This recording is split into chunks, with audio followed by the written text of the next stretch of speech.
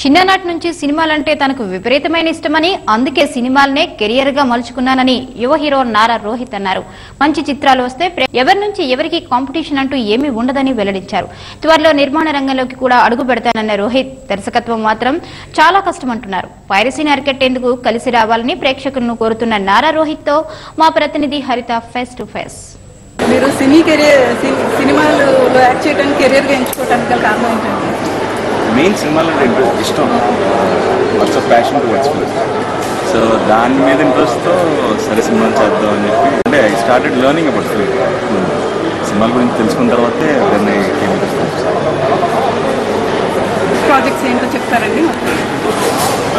I have a project with Srinivas రాగా కథ చేశాను జెమిని అండ్ దాని తర్వాత ప్రస్థానం చేసిన ప్రొడ్యూసర్స్కి ఒక ఫిల్మ్ చేశాను కొత్త డైరెక్టర్. అండ్ అగైన్ ఉంటే పర్సనల్ మొన్న సూర్య చేశాను అదే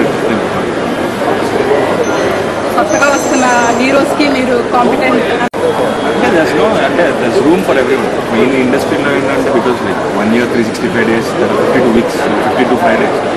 సో ఎవ్రీ వీక్ ఒక మంచి సినిమా వస్తే ఖచ్చితంగా ఆదరిస్తాం. So it's like no one is competition anyone. మనం చేసే సినిమాలు జనాలు చూడడం దట్ ఇస్ మెయిన్ క్రైటీరియా. మన కాంపిటీషన్ అనేది ఏమి ఉండదు. సో డిపెండ్స్ ఎంత మంచి సినిమా తీస్తే అంత బాగా రెస్పాన్స్ వస్తుంది.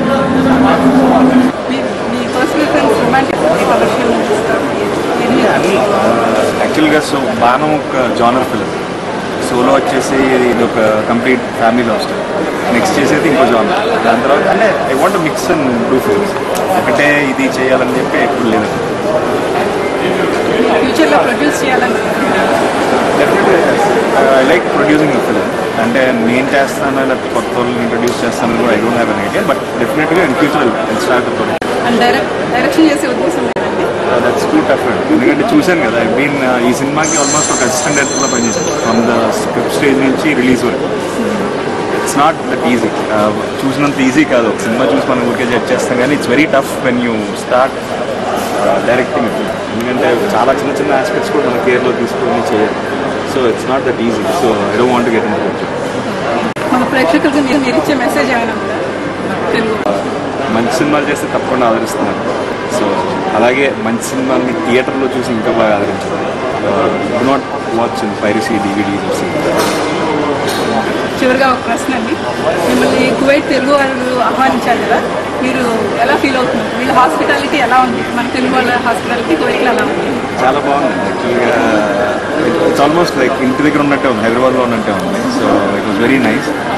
చాలా ఆనందంగా ఉంది. కంట్రీ ఎలా ఉంది? It's good. It's been recently ఏం నచ్చింది మీకు ఈ కంట్రీలో? ఏం నచ్చింది? లైక్ నేను వచ్చి 2 days but I been roaming around. It's good. అంటే I been in US, so everything అక్కడ చూస్తాను. సో ఇట్స్ గుడ్ నా. మీరు యూఎస్లో ఉన్నారు, but this is different kind of traditional. I like Arabic food.